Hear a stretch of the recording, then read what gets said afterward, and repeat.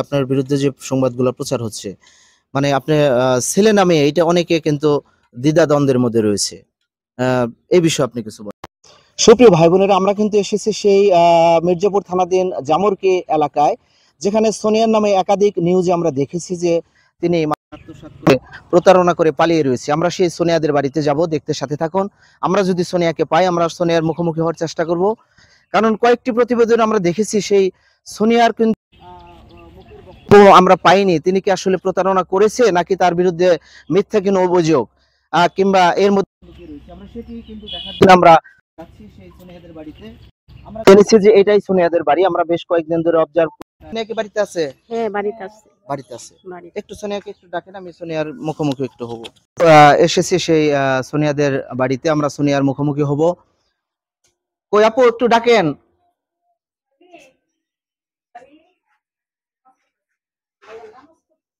নামাজ পড়তেছে? আচ্ছা, তো আমি বসলাম, একটু আসতে বলে।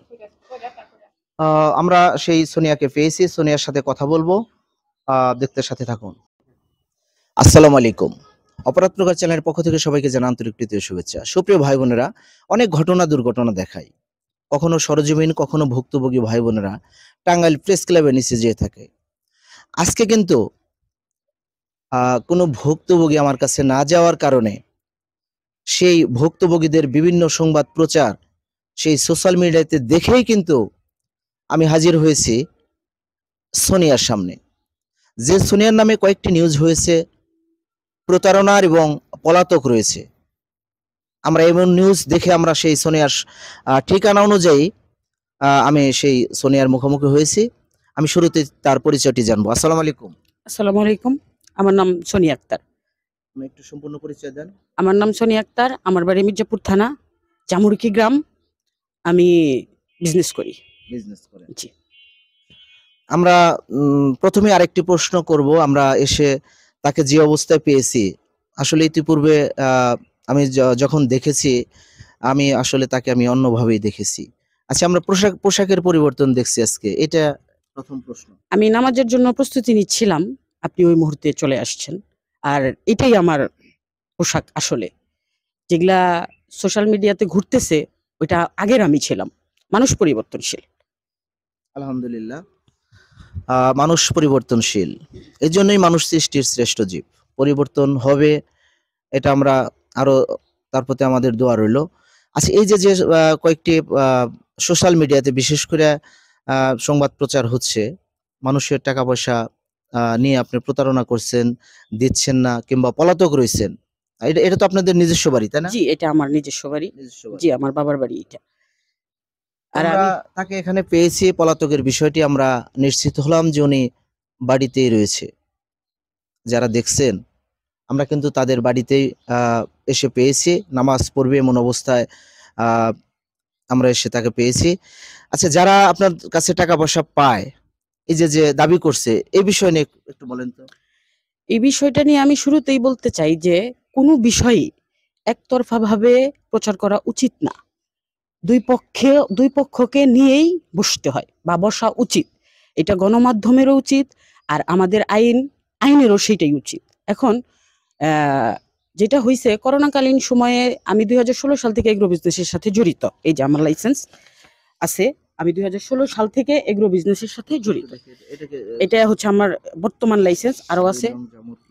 জি, আমি 2000, হ্যাঁ, ট্রেড লাইসেন্স আমার। আপনি ট্রেড লাইসেন্স আমার, আমি 2016 সাল থেকে এগ্রো বিজনেসের সাথে জড়িত। একটু ক্লোজ করে নাও। হ্যাঁ, তো কিছুদিন আগে আমি করোনাকালীন সময়ে আমার বিজনেসে একটু সমস্যা যায়।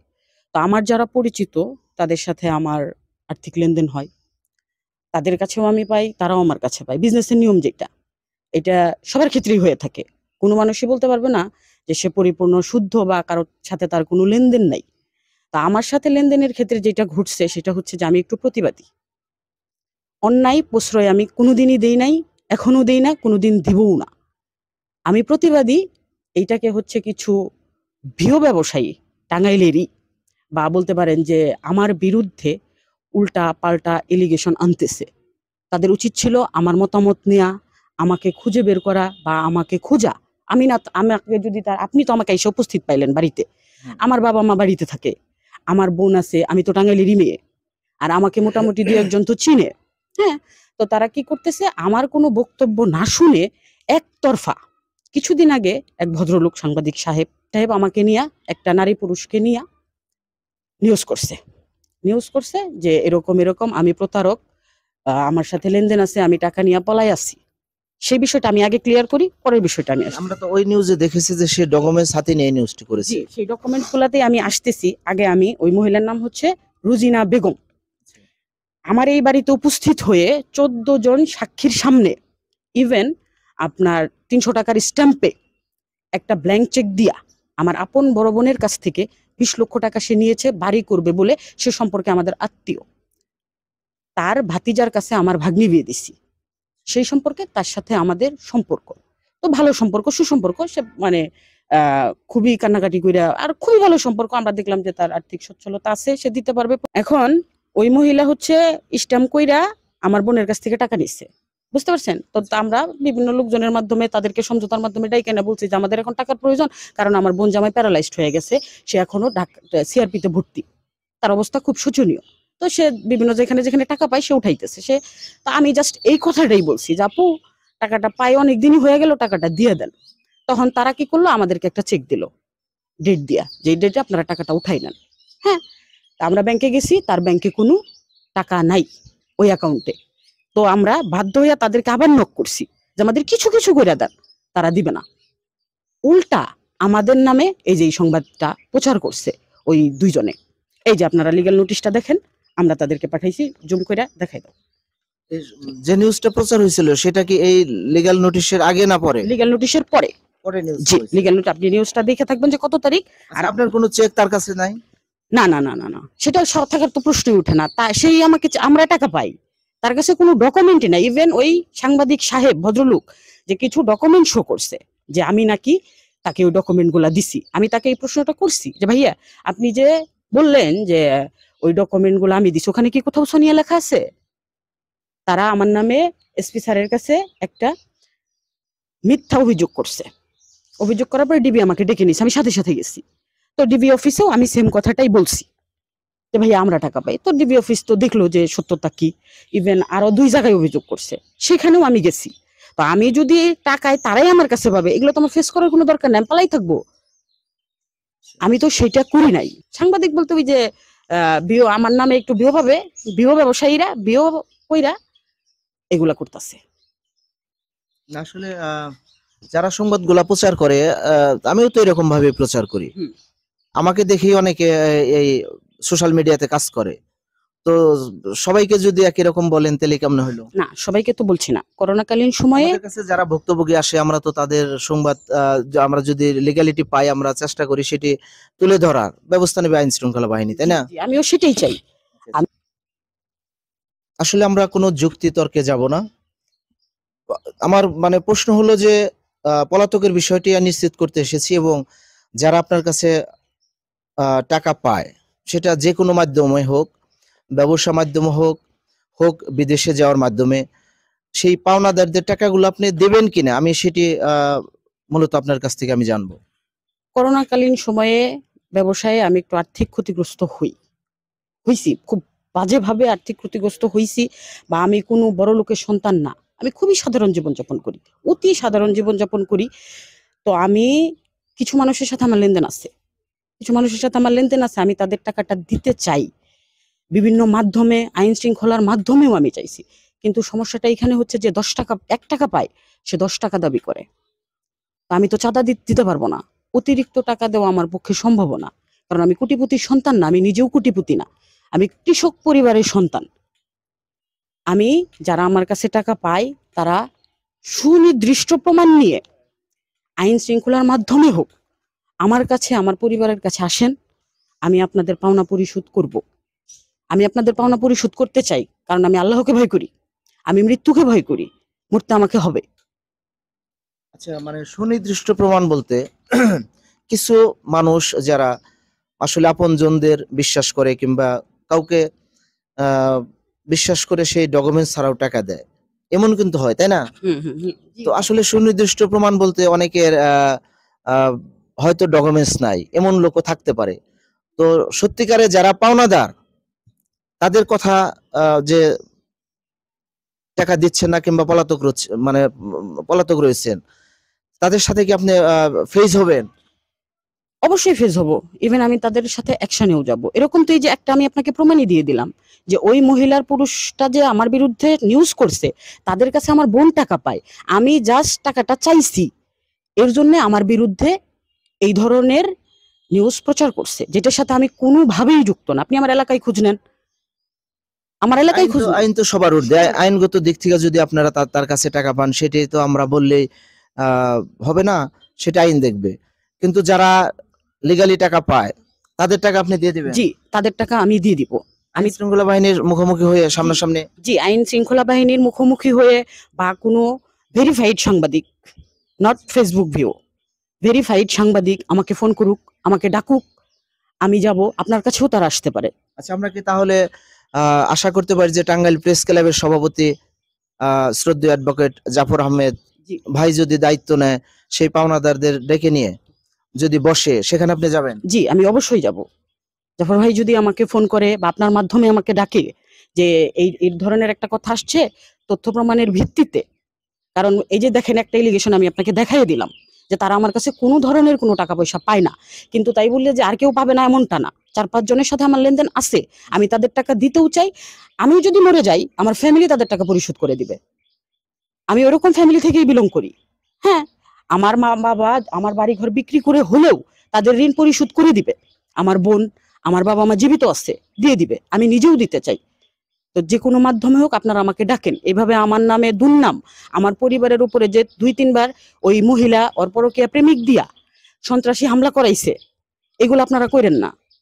সবারই মা আছে, সবারই বোন আছে, এগুলা ঠিক না। এই যে বিভিন্ন 2-4টা ভিউর কারণে আপনাদেরও তো পরিবার আছে, আপনারা আমাকে ডাকতে পারতেন। একটা মেয়ের সম্মান এভাবে যে আপনারা নষ্ট করতেছেন।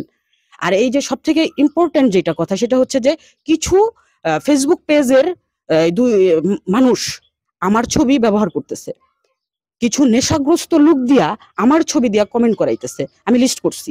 এদের বিরুদ্ধে আমি অ্যাকশনে যাব। আমি প্রথমবার বিষয়টা এত গুরুত্ব সহকারে আমলে নেই নাই। আপনি তো একজন সাংবাদিক, দীর্ঘদিন ধরে সাংবাদিকতা করেন, এইভাবেই কি একটা মেয়ের ছবি প্রকাশ করা উচিত? এটা কি করা আসলেই উচিত? আপনাকেই আমি প্রশ্নটা ছুড়ে দিলাম। এটা আমি বুলিং এর শিকার হচ্ছি না? এখন যদি আমি সুইসাইড করি, এই দায় কে নিবে? কেন মেয়েরা সুইসাইড করে?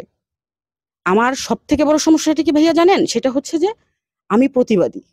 আমি কাউকে চাঁদা দিই না, চাঁদার বিরুদ্ধে আমি। কয়েকটা ধর্ষণ মামলায় আমি মানববন্ধন করছি টাঙ্গাইলে। আমি এই কারণে মনে করেন যে আর তো সমাজ তো পুরুষতান্ত্রিক, পুরুষতান্ত্রিক, যার জন্য আমার উপরে এইগুলা দিয়ে ওই যে তারা ভিউ কামাবে, তাদের সংসার চলবে, বাস এইটাই মূলত কারণ। তবে আমি খুব বাজেভাবে বুলিং এর শিকার হচ্ছি, এটার বিরুদ্ধে আমি অবশ্যই অবশ্যই অ্যাকশনে যাব।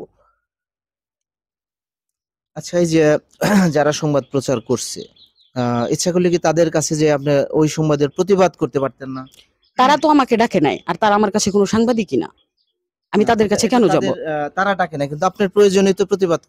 তো যদি তারা না করতো, তাহলেও তাদের বিরুদ্ধে একটা অভিযোগ আনতে পারতেন।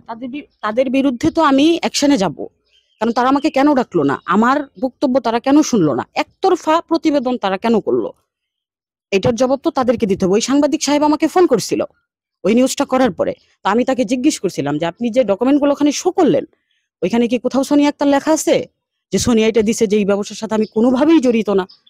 মুখে বললেই কি সেটা হয়ে গেল? কিন্তু তারা তো আমার সম্মানহানি করলো। আমার সম্মান কিছু রাখে নাই, এমন কিছু নাই যেটা আমাকে বলে নাই। আমার বাবা মৃত্যু শয্যায় চলে গেছে, এখন যদি আমার বাবা মারা যায় বা আমি একটা কিছু করি, সেটার দায় কে নিবে? নিবে ওই সাংবাদিকরা? নিতে পারবে? আমার ছবি মধ্যে লিখে লিখে কমেন্ট করতেছে, ইভেন আমার ছবি পোস্টার বানাইয়া ছবি ছাড়তেছে। এগুলো আমি বুলিং এর শিকার হচ্ছে না? আর এটার তো একটা আইন আছে আমাদের দেশে, এটার প্রতিকার তো আমি চাইতে পারি, এটার অধিকার তো আমার আছে। সুপ্রিয় ভাই বোনেরা, আমাদের নিউজের মূল বিষয়টি হলো যে সোনিয়া প্রতারক এবং পলাতক। আমরা সেই পলাতকের বিষয়টি নিশ্চিত হয়েছি। সেই প্রতারণার বিষয়ে লেনদেনের কথা স্বীকার করেছে। সেই লেনদেন আইন শৃঙ্খলা বাহিনীর সমন্বয়ে সেই লেনদেন পরিশোধ করতে ইচ্ছুক। আমরা চেষ্টা করব টাঙ্গাইল প্রেস ক্লাব এর সভাপতি শ্রদ্ধেয় অ্যাডভোকেট জাফর আহমেদ ভাইয়ের মাধ্যমে পাওনাদারদের ডেকে আমরা সেই সোনিয়াকেও সেই মুখোমুখি করে সঠিক যে পাওনা টাকাগুলা সেই টাকাগুলা যাতে তারা পায় এবং সেও যাতে পরিশোধ করে এই এই বিপদ থেকে তিনিও মুক্তি পাক। আমরা অপরাধ প্রকার চ্যানেল থেকে আমরা এতটুকু চাবো। সুপ্রিয় ভাই বোনেরা, সেনাবাহিনী আসলে দেশপ্রেমিক এবং তাদের কাছে গেলে যেটা সঠিক অবশ্যই সেটা তারা করে দেবে। আমরা বাদী বিবাদী উভয়কেই চাবো যে যদি সেনাবাহিনীর মাধ্যমে সমাধান হয় সেটি তো সর্বোচ্চ ভালো। তা না হলে আমরা টাঙ্গাইল প্রেস ক্লাবের সভাপতি অ্যাডভোকেট জাফর ভাইয়ের কাছে যদি দুই পক্ষই যেতে চায়, আমরা তাদের নিয়ে বসে সেই লেনদেনগুলা যাতে পরিশোধ করে আমরা সেটি পরবর্তীতে আপনাদের দেখাবো।